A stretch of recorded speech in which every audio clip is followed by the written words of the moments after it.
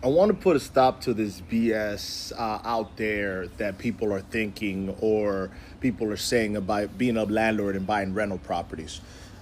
As a real estate investor, you need to understand something. You do not need 1,000 rental properties, 500, 100. You don't need that many rental properties to be wealthy, to live a comfortable life, to be a millionaire. Because a millionaire is not that you have $1 million in your pocket. A millionaire is that you have a net worth of $1 million or above.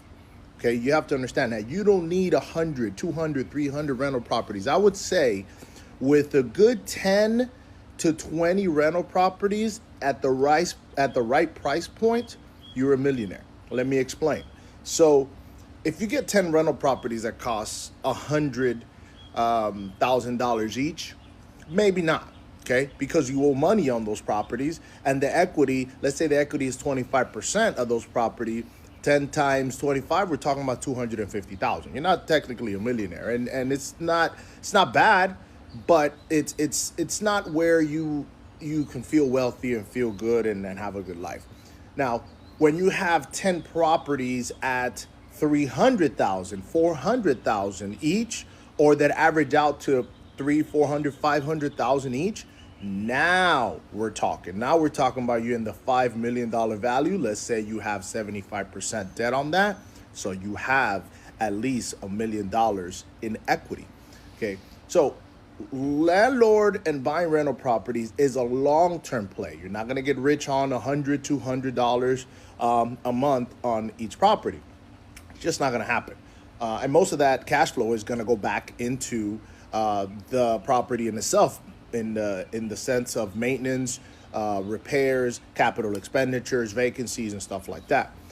But if you obviously that's if you have them all fully leveraged at 75% of value. Now, obviously, if you start paying them down and you have more cash flow, that's great. But really and truly, it might not even be worth it, just depending on where you're at and what you want to do. Okay.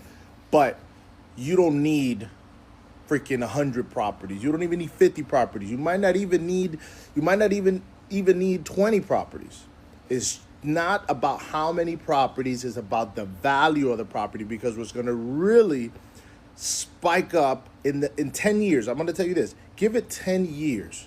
10 years so the equity could build, the debt pay down could definitely help. The rent increases, okay? Then you go to refinance, now you got tax-free money in there.